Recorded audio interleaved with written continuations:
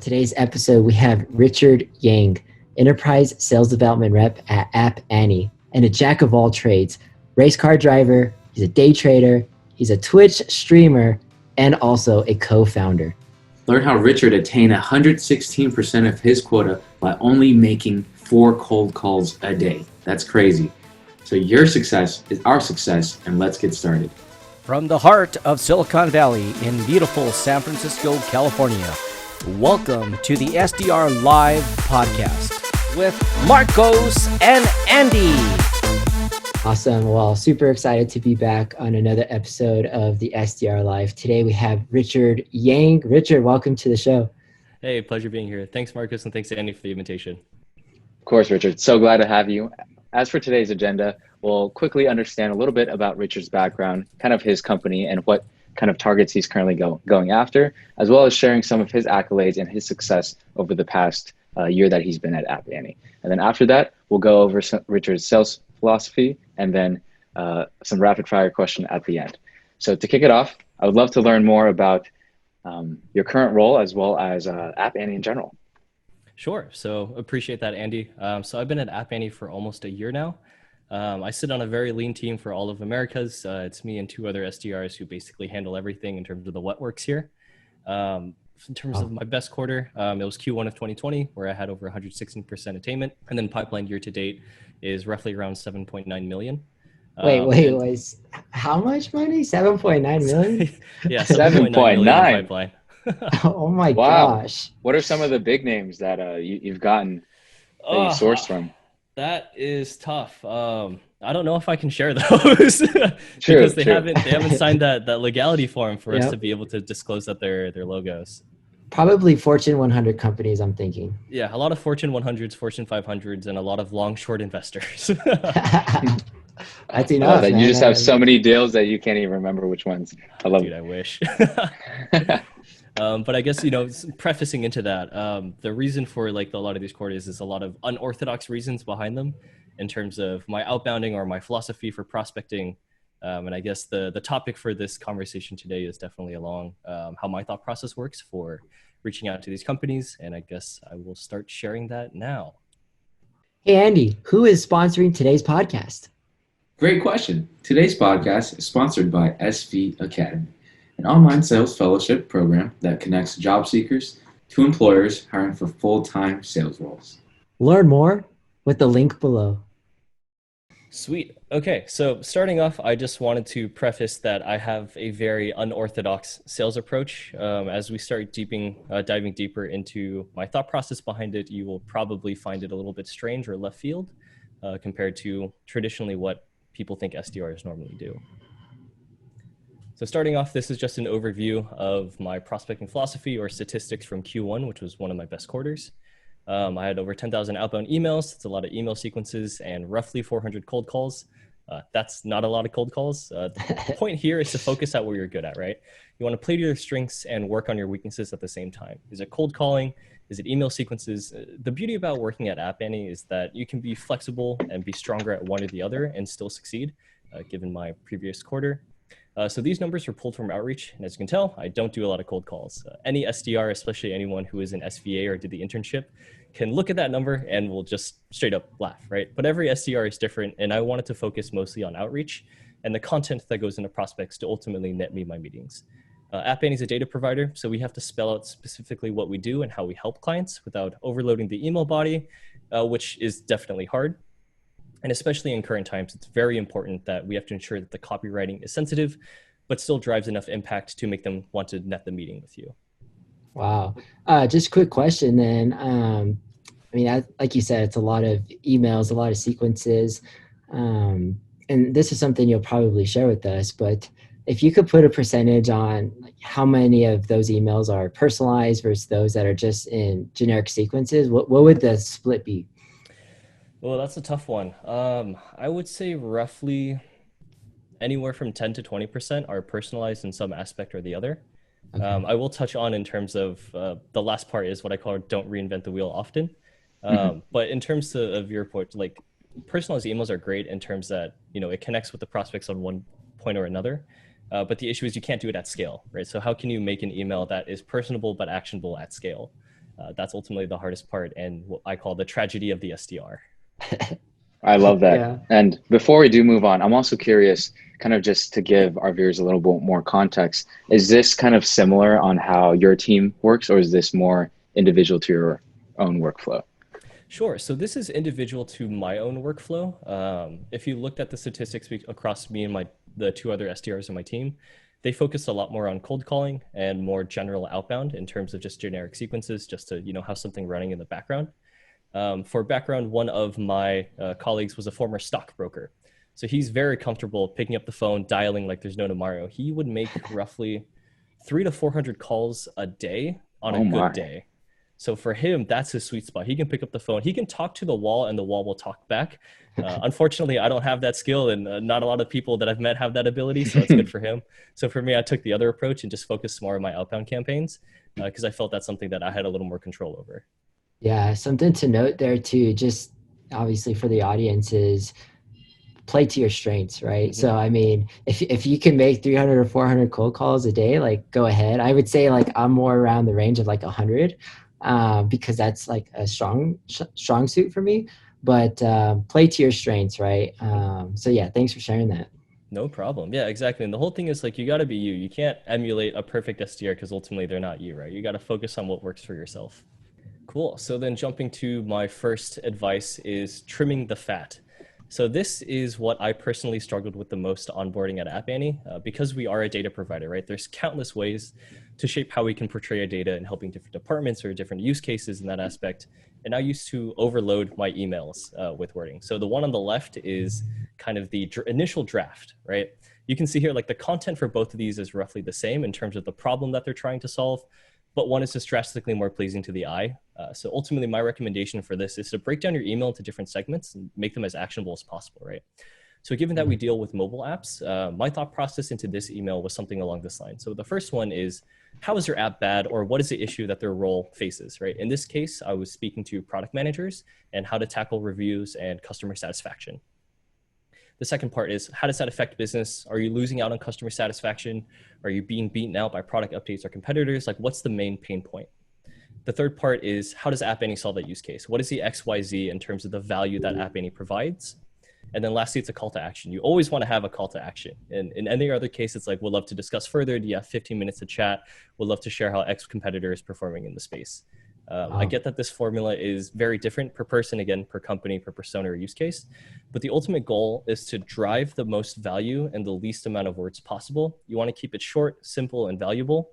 They only swipe so much in terms of the email. So it's similar to how when we were applying for jobs and resumes, right? They'll glance over your email or your resume in this case. So if you can make every single word, every single sentence as short and valuable and provide some sort of value in terms of what you're trying to accomplish out of them, you're more likely to either have them reply or at least spark internal conversation. So this is interesting. Just taking a look at it now. So the email on the left is that like what type of prospect are you sending this to? Is it like a high level, high value target? Is it maybe someone more of like on the line, which is like a manager, or is this someone like a developer?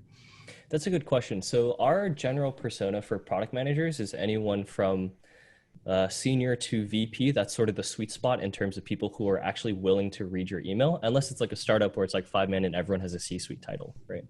The main issue here is that you only have so many chances to ping someone who's like in the senior or senior director level before they ultimately like mark you as spam, flag you, and then you're never going to be able to hear from them again. So my thought process here is that although both of these portray the same issue that we help solve, take time out of your day to solve whatever issue it may be, right? Regardless if you're selling a point solution, data, or service. If you can just be like, here are the 3 things that, here's the issue. Why is it bad? Here's how we can help. I would love to chat further. I just try to keep it as short and simple, regardless of the different titles that they have, although title does matter. But ultimately, right, it's like you just want to get them on the phone to take a meeting with you. You want to spark some fear or, strike a chord with them to get them to be like, hey, let's chat. I want to learn more about this. Yeah, no, that's really interesting. And so now so understanding your persona is like so important, right? So when I was an SDR at Optimizely, we had like 2 different personas. One was more marketing. And so we could like share the value of like the broader sense, right? They got it from like a business aspect, but then we also had more of a developer product as well. And it seems like App Annie's somewhat similar, like a lot of developers and PMs. So have you found that sharing more technical language or technical documentation is the best way to go about that? Because like what I'm seeing here is like some visuals, right? And I'm sure that's catching their eye. But have you seen that to be a best practice? Yeah, so touching on that point, so we deal App Annie because we're data, right? Ultimately, it's how you want to use it. We touch with every vertical or category under the sun that doesn't touch natural energy, pharmaceuticals, biomedical, right? And I work in the East Coast segment while I'm in California. So I speak mostly with long, short investors, VC firms, anyone who's planning on using the data for like investment research. So to touch on that aspect, yes, it has been quite helpful in terms of being in the know, right? To have the same terminology to at least from an email standpoint, assume that you're already playing the same ball game. So for emails like these, where they're a little more generic, we try not to use as much technical term, but we try to keep it as short and simple as possible. So that's the issue, right? Being an SDR is similar to being a scientist. We have to test so many different things. Exactly. I could spend an entire hour talking about the 6 different variations I have for this one email.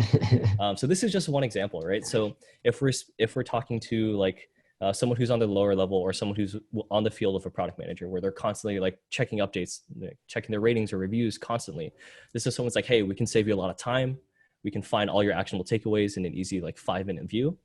But if you're talking to someone who's higher up, who's more concerned with like the bottom line, right? How can we pump out new features to be competitors? Well, then we'll probably bring in something more on the left side where it's like, hey, these updates are driving users away from your app. And ultimately, you're losing out on money, on monetization, on retention, whatever KPIs, of interest for that specific title.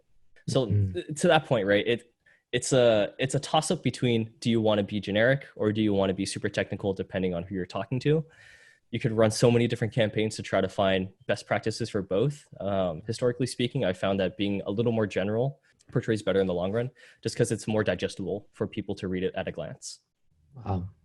So the second one is compelling events. So cold outreach, as you know, is already hard as is. You see the prospects open emails, sometimes multiple times, and then you call them, no answer. This is what I call the tragedy of the SDR. So one thing I've seen that helps prompt conversations, or at least, as I mentioned before, spark the internal conversations, is by sending compelling events relating to their field. Background for this is that I was reaching out to QSRs, grocery stores, delivery apps, basically that specific vertical relating to COVID, and trying to ultimately start a conversation with them.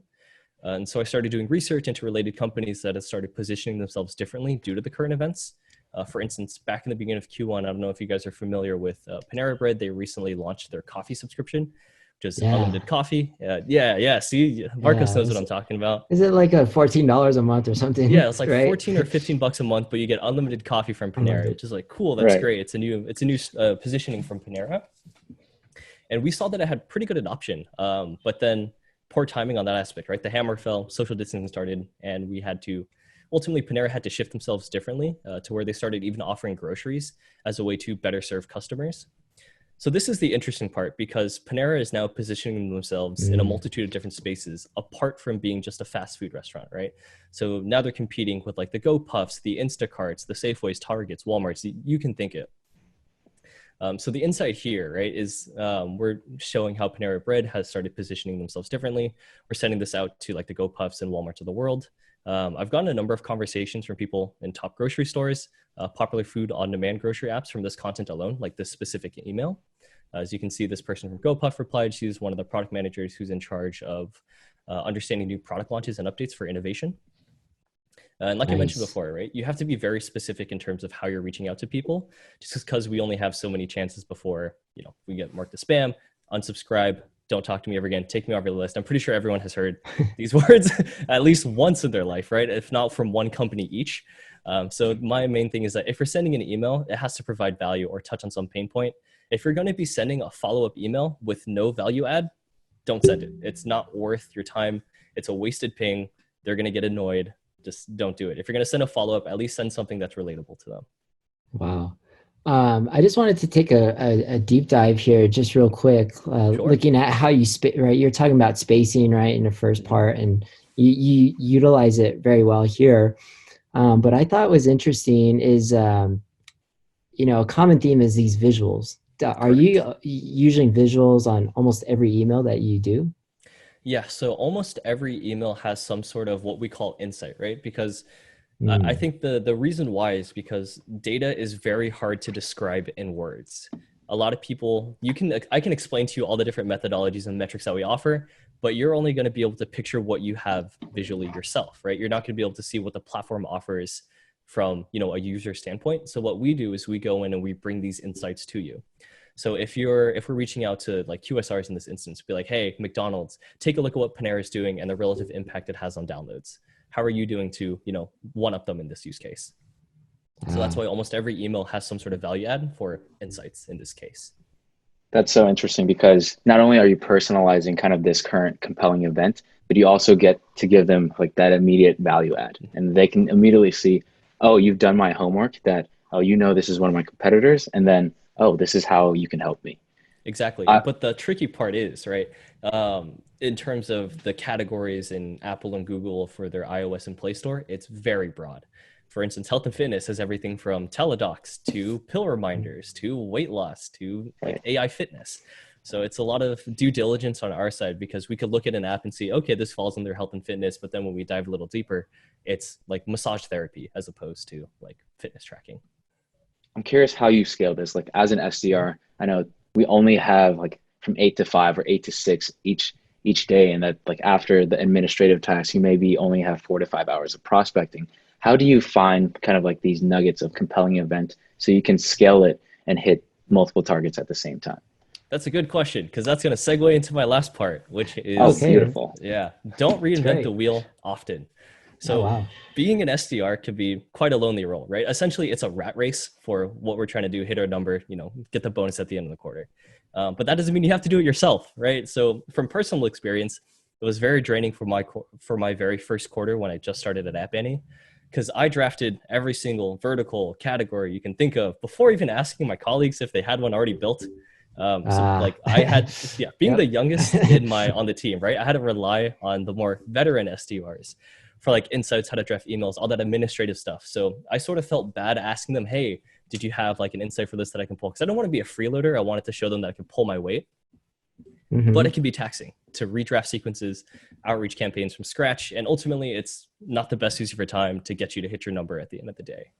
I get this advice isn't applicable since some people are SDRs who are paving out the programs for their respective orgs, but that doesn't mean that the buck stops at your company. When I first started at App Annie, I also reached out to a bunch of my SVA cohort members and friends from Hmm. college who are also doing similar work, whether they're an SDR or an AE, just to see how their email drafts look like. Are they using the same wording? Is it the same spacing? Are they using visuals? And also just to gain a better understanding of niche industries and email tactics from those that are like in the know. For instance, my sister works she works at a healthcare VC, and I had no idea what are the terminologies for VC, what are they looking for, what's alpha Yeah. generation, what's kind of the prospecting due diligence for that site, right? Mm. So don't be afraid to leverage your network. Like they're there to help you and help you grow. So use them as much as you can. Andy, to your point in terms of how can we make this scalable, at App Annie, we don't specialize in a specific vertical or industries or persona use case. We hit everyone.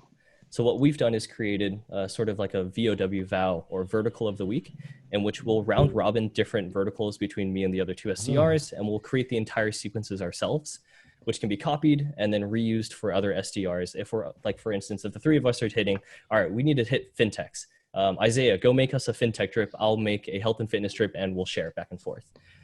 Wait, Obviously, this so that's like some really good insight. I've actually never done that before. I don't even know if Andy has. Well, I don't know. Andy's special, so he probably has.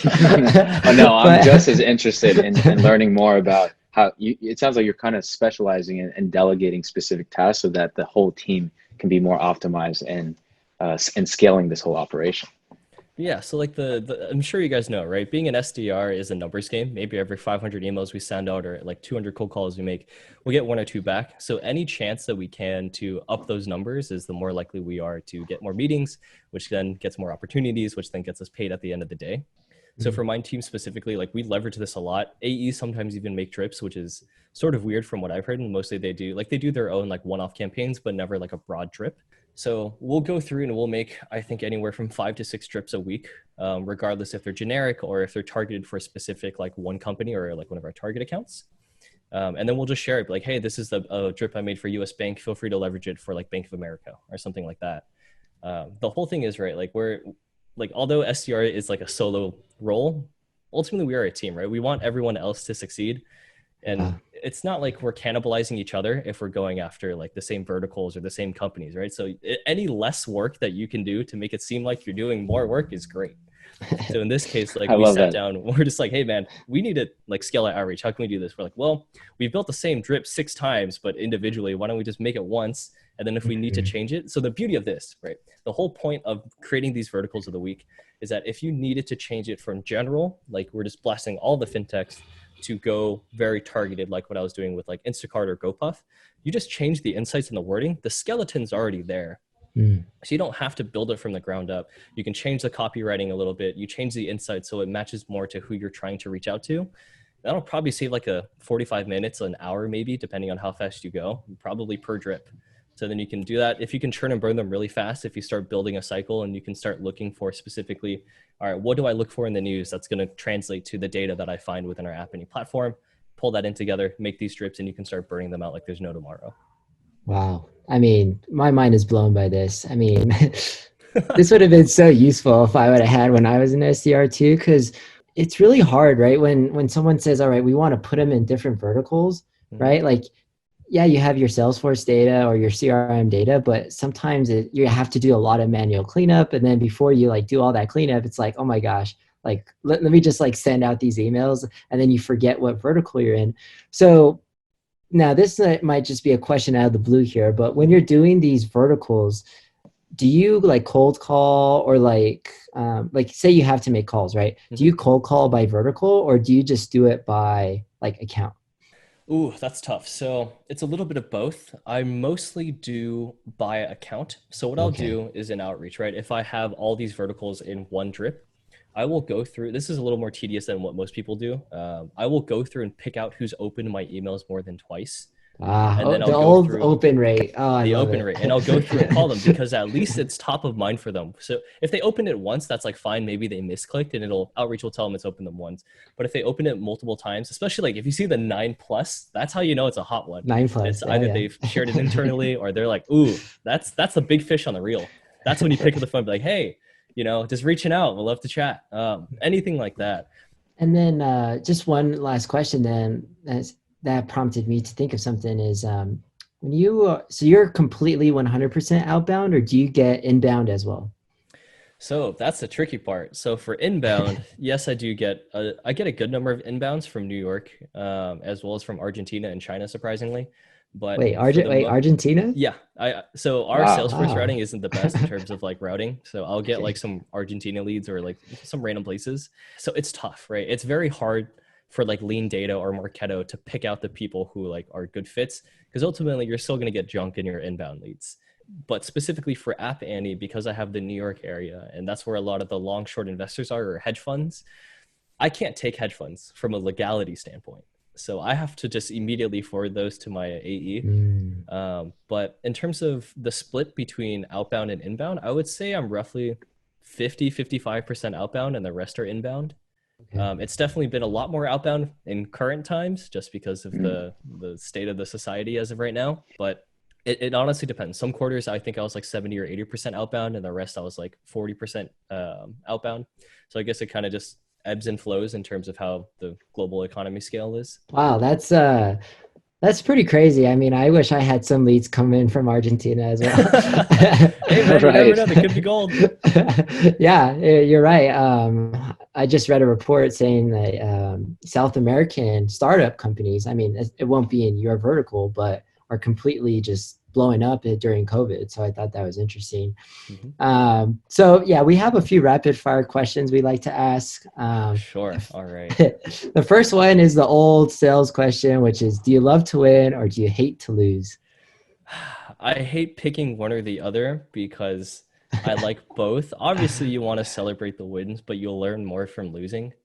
But given being an SDR, we kind of lose more than we win, so I'll probably take the wins a little bit more. Nice. I love Okay, that. love to win. I think that's what Andy is.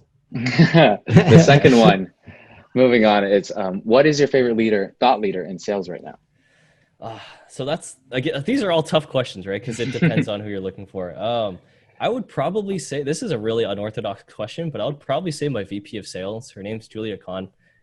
Mainly because as someone who has been at the company for 7 years, right? You know, a lot of nuances or like the back end stuff that a lot of thought leaders I felt are very general, right? In terms, they can tell you about like the mentality or like the structure for how your day can go, but there's nothing more valuable than someone who's been doing it for over 6 or 7 years. Like, cause you learn more from other people.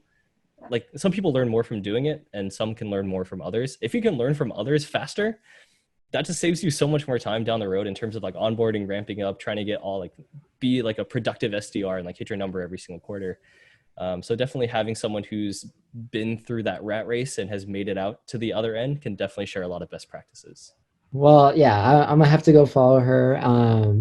And what are some of the books that you would recommend? And that could be anywhere from sales for SDRs, or maybe something like during the COVID time that might help for like a mindfulness aspect. Any books? The only book I'm reading right now is Shoe Dog, which is like the basis of how Nike was created. Great book. I'm a little guilty in that I don't read as much, or the books that I like to read are more science fiction.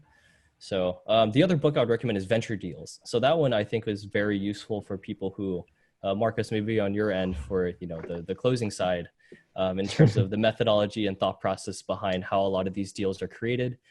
Given that I talk to, as I mentioned before, a lot of VCs and like long short investors, having a better understanding for like how their deals are structured in terms of like who they're looking for, what the verticals, how many like deals are they prospecting per year, like just the random stuff that comes with being in the investment world. Does provide a nice background when I go into talking with these people, because it makes them seem like, oh, he knows what he's talking about, as opposed to, I don't think he's ever talked to like a product manager or like a managing director ever. So anything to make you seem more knowledgeable than you are is a bonus. Yeah, and I mean, I haven't read the book, but what it seems like Venture Deals is you get to really understand how business is, like the business acumen, right? Correct. How business decisions are made, how deals are constructed. And so, I mean, for any of the audience that is looking to go into a closing role, I'm sure this is a great book. I'll have to read it, pick it up. But great recommendation. Yeah, it's a pretty quick read. It's not too bad. They like outline everything and they have descriptions for everything too. So it's a pretty easy read. I'll put that on my list. Oh, for sure. Great point. All right, moving on to the next question. What would you say is the biggest mistake you made as an SDR and the lessons that you can take away from it? Biggest mistake I've made as an SDR is thinking I can do it alone. Same here. We've all done that. Like in terms of when you describe it, right? How people describe the SDR role is that you make a lot of cold calls, you make a lot of emails, you're kind of in your own bubble. But you have a lot of resources that you can leverage outside of just your immediate team, as well as even outside of your company that can help you in terms of making your day that much more efficient, right? Because like if we can squeeze out an extra email sequence or an extra like couple phone calls at the end of the day, it makes a huge difference in terms of the overall scale for like the life journey of an SDR. So definitely don't be afraid to ask for help. Your coworkers, your managers are there to help you and help you grow. And if you don't have anyone to rely on, you can always ask for people on your network. I'm pretty sure they're more than happy to lend a hand. I love that. This is a team game. It's a team game, man. Like misery loves company. That's the saying. It sometimes sucks being an SDR. So if you can find other people who are in the same boat, you can get through to just that much better. I love that. And last wild curve question. Okay. Can you draw any similarities between racing cars and sales? A lot of trial and error, but one is drastically safer than the other. Love it. I guess depends on your definition of safety, if it's hitting a wall or losing your job. But definitely a lot of testing, right? Like in terms of driving, you're always trying to find the better line. You're always trying to beat your old lap time, get a higher record. It's the same thing with sales, right? You're trying to beat your quota. You're trying to create like a better outreach sequence. You're trying to show up your colleagues in one form or the other. Although one you can throw more money at and you'll probably get there, the other you really can't. But it's ultimately like A/B testing, right? Like what can you do differently here and there to make yourself like a quarter of a second faster, or you get that one like extra 2 or 3% open rate that gets like more meetings at the end of the day. That's probably the similarity. It's a lot of testing, but one safer. It's funny too. Very similar to when I was a pro triathlete. Like this idea of small marginal gains will make you more successful over others. And I think, just to wrap everything up, like everything you have told us is like what a top performing, outbound rep is absolutely doing to crush it, right? And it's the small things, right? For the audience, it's the small things to build to your arsenal. It does take time, but asking for help is probably one of the most important things. And I mean, I'm gonna, if call to action for any SDRs out there, go and connect with Richard right now. Do you follow back though on LinkedIn? I do. I follow back and I don't bite. Love it. Yeah, there we go. Bite. If you need help, just shoot me a ping. I'm happy to help in any way I can. Awesome. Well, thanks. It was a pleasure speaking with you today, and I hope you have a great rest of your day. Yeah, man. Pleasure's Thank you so much, Richard. Thanks again for the invitation. Hope you guys have a good weekend. Thank you for listening to the SDR Live podcast. If you like this episode, please share, comment, and subscribe. Make sure you tune in next week and have a fantastic week.